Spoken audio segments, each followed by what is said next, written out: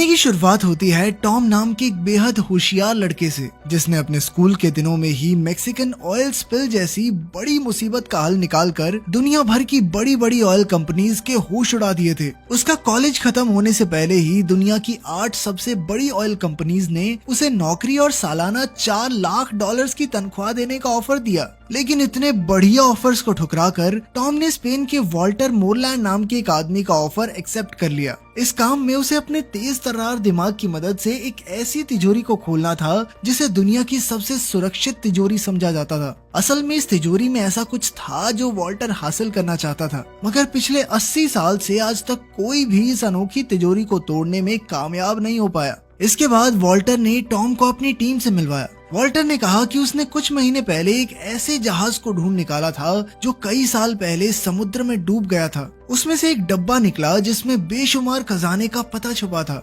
मगर जल्द ही स्पेनिश सरकार को इस बारे में पता चल गया और उन्होंने वॉल्टर की ढूंढी हुई सारी चीजों को जब्त करके एक स्पेनिश बैंक की तिजोरी में बंद कर दिया। खैर फिर टॉम वॉल्टर की बेटी लोरेन से मिला, जो अपने मिशन के लिए कोई भी भेस बदलने में माहिर थी। उसके अलावा उनकी टीम में क्लाउस था, जो कि एक जबरदस्त हैकर था। जेम्स वॉल्टर का खास आदमी था, जो पहले एक फौजी हुआ करता था और अब वो एक जबरदस्त फाइटर था। साइमन उनकी टीम के लिए हर जरूरत का सामान लाता था। जब तक उसे पैसे मिले वो वॉल्टर को दुनिया की कोई भी चीज लाकर दे सकता था। खैर आज टॉम का पहला दिन था और टीम को बैंक का सिस्टम हैक करने में मुश्किल हो रही थी। उन्हें एक कोड भरने की जरूरत थी, मगर उन्हें कोई आइडिया नहीं था कि आखिर ये कोड क्या हो सकता है। तब टॉम ने आइडिया दिया कि उन्हें बैंक के किसी क्लाइंट से बैंक का ऑटोमेटेड वॉइसमेल बनकर बात करनी चाहिए और इस तरीके से उन्हें वो कोड मिल सकता है। आखिरकार टॉम की तरकीब काम कर गई और उन्हें आसानी से कोड मिल गया। सबने टॉम को शाबाशी दी और टॉम अपने नए घर में पहुंचा। फिर अगले दिन से टॉम बाकी की टीम के साथ बैंक ऑफ स्पेन के नक्शे को समझने लगा।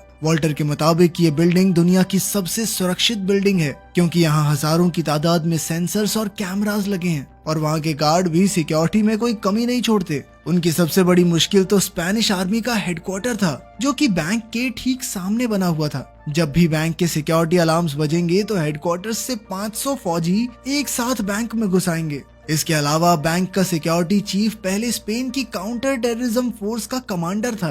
अब वॉल्टर की टीम का मुकाबला ऐसी फौज से था जो किसी भी हालत में बैंक की हिफाजत करना जानती थी। इसके अलावा वॉल्टर की टीम को उस तिजोरी के अंदर के नक्शे के बारे में कोई जानकारी नहीं थी, इसलिए उन्हें एक स्कैन करके ये जानकारी हासिल करनी होगी। इस तिजोरी में घुसने के लिए उन्हें 2 चाबियों और सिक्योरिटी चीफ के फिंगरप्रिंट्स की जरूरत थी। इन्हें हासिल करने के लिए टीम ने बैंक में घुसने का फैसला किया। टॉम और साइमन सफाई कर्मचारी, लॉरेन यहाँ पर बेशकीमती पेंटिंग्स की जांच करके उनकी इंश्योरेंस बेचने आई थी और इन्हीं पेंटिंग्स के पीछे बनी तिजोरियों में वो 2 चाबियां रखी थी। जब सिक्योरिटी चीफ लोरेन को कमरे में ले जा रहा था तो लोरेन ने उसे अपनी कॉफी पकड़ा दी और इस तरह उन्हें चीफ के फिंगरप्रिंट्स तो मिल गए। इसके बाद वो पहली पेंटिंग के कमरे में पहुंची तो क्लाउस ने बैंक में कैमरा हैक कर लिए। फिर उसने लोरेन को पेंटिंग स्कैन करते हुए रिकॉर्ड किया और यही फुटेज 10 गुना धीरे धीरे करके चला दी। इसी दौरान लोरेन ने तिजोरी खोली और वहाँ रखी चाबी की बनावट कॉपी कर ली, मगर उसी वक्त अचानक वहाँ बैंक का डायरेक्टर आ गया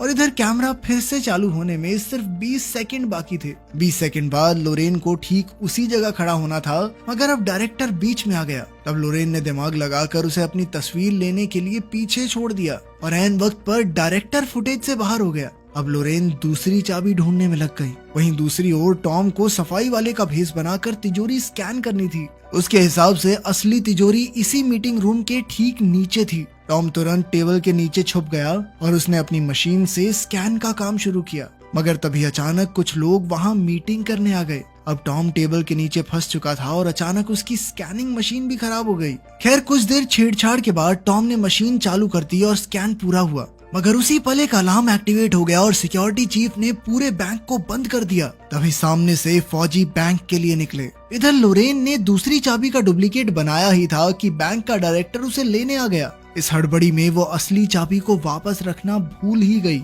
आखिरकार टीम ने फैसला किया कि लोरेन ये चाबी टॉम को देगी और टॉम चाबी को वापस तिजोरी में रखेगा। चाबी लेकर टॉम तीसरे माले पर गया और उसने चाबी रखकर तिजोरी बंद कर दी। तभी अचानक उसे पता चला कि एक गार्ड उस कमरे में आ रही है। फिर टॉम दिमाग लगाकर जानबूझकर पकड़ा गया और उसने नाटक किया कि ईयरफोन्स के कारण उसे सिक्योरिटी अलार्म सुनाई नहीं दिए। ये सुनकर गार्ड ने उसे जाने दिया और आखिरकार उनका मिशन पूरा हुआ। इसके बाद टॉम ने मशीन से मिला हुआ स्कैन निकाल कर देखा तो पता चला कि तिजोरी के नक्शे में ऐसी जगह थी जो ढंग से दिखाई नहीं दे रही थी। तब उसे एहसास हुआ कि यहाँ पानी भरा हुआ है। असल में तिजोरी एक तराजू पर बनी हुई थी और जैसे ही तिजोरी खुलने पर उसका वजन बदलेगा तो तिजोरी अपने आप बंद हो जाएगी और साथ ही उसमें ढेर सारा पानी भर जाएगा। अब उन्हें समझ आ गया था कि तिजोरी में घुसने के लिए उन्हें तिजोरी के वजन को बराबर रखना होगा। फिर टॉम दिन रात एक करके वजन बराबर रखने की तरकीब ढूंढने में लग गया। वहीं दूसरी ओर साइमन और जेम्स बैंक के नीचे की जमीन की छानबीन कर रहे थे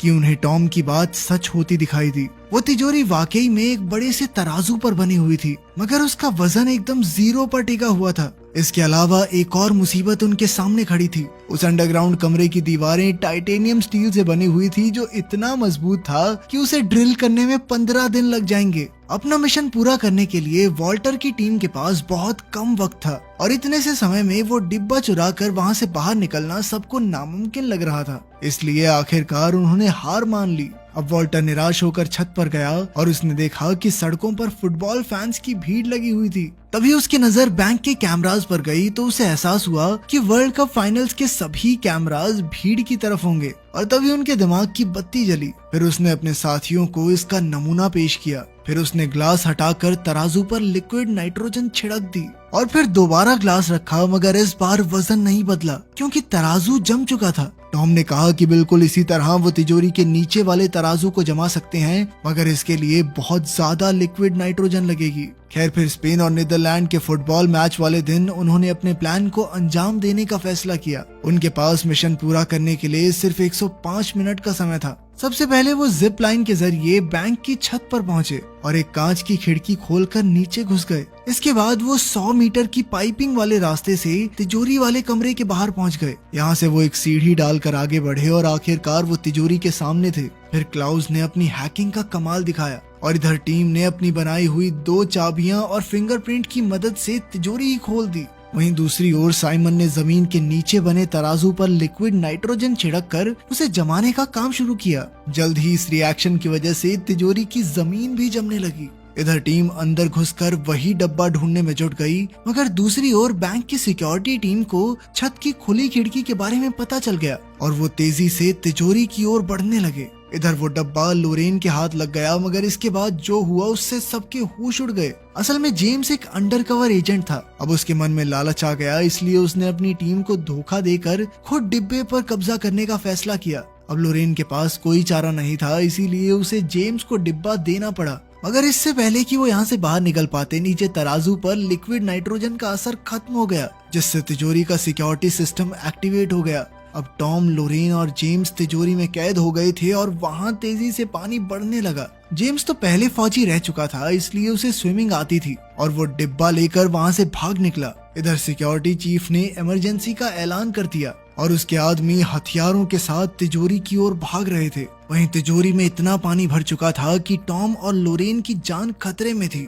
क्योंकि वो कभी भी डूब सकते थे। अब उनके पास कोई चारा नहीं था, तो ऐन वक्त पर टॉम के दिमाग की बत्ती जली और उसने साइमन को तराजू पर और बाहर डालने को कहा, ताकि पूरी मशीनरी को लगे कि तिजोरी पूरी तरह से पानी से भर चुकी है। साइमन ने फटाफट सारे नाइट्रोजन टैंक्स तराजू में रख दिए, पर वो भी काफी नहीं थे। आखिरकार उसने अपना रेडियो भी ऊपर रख दिया और इतने से भार से तराजू का वजन बढ़ गया। अचानक सिस्टम के मुताबिक तिजोरी का पानी बाहर निकलने लगा। इधर फौज तिजोरी में घुसकर चोरों को रंगे हाथों पकड़ने ही वाली थी, मगर जैसे ही उन्होंने दरवाजा खोला तो उनके होश उड़ गए, क्योंकि तिजोरी में कोई भी मौजूद नहीं था। असल में टॉम और लोरेन ड्रेन पाइप्स के जरिए भागकर बैंक के ऊपर वाले मालों में पहुंच गए। इधर फौज और गार्ड्स हाथ धोकर उसके पीछे पड़े हुए थे कि अचानक लोरेन को याद आया कि जिस कमरे में वो पेंटिंग स्कैन करने गई थी, डायरेक्टर उसकी खिड़की हमेशा खुली रखता था। अब वो दोनों बिना समय गवाए खिड़की से नीचे कूद गए, जहां हजारों फैंस की भीड़ लगी हुई थी। उन्होंने तुरंत अपनी जैकेट्स उतारी और भीड़ में खो गए। इधर उनका पीछा करते हुए फौजी भी काफी करीब आ गए और अब वो पकड़े जाने वाले थे। आखिरकार वो खुद को पुलिस के हवाले करने को तैयार हो गए, पर उसी पल स्पेन मैच जीत गया और सारे फैंस खुशी से पागल हो गए। इतनी भीड़ में फौजी टॉम और लोरेन का पीछा नहीं कर पाए और आखिरकार वो दोनों बच निकले। फिर कुछ दिन बाद जेम्स ने वो चुराया हुआ डिब्बा अपने बॉस को दिया और जब उन्होंने खजाने का पता निकाला तो उसमें आईफिल टावर की लोकेशन थी। तब उन्हें याद हुआ कि ये सिक्योरिटी लोकेशन नहीं है और वॉल्टर की टीम ने उन्हें चकमा दे दिया था। आखिर में खुलासा होता है कि टॉम और लोरेन ने असली डिब्बा नकली डिब्बे से बदल दिया, जिस वजह से जेम्स ने नकली डिब्बा चुरा लिया। अब वॉल्टर की टीम एक रिजॉर्ट में मजे ले रही थी कि उन्होंने डब्बे से असली खजाने की लोकेशन ढूंढी। तब उन्हें पता चला कि ये खजाना बैंक ऑफ इंग्लैंड में छुपा हुआ है। इसके बाद उनकी टीम एक और नए मिशन के लिए तैयार हो गई।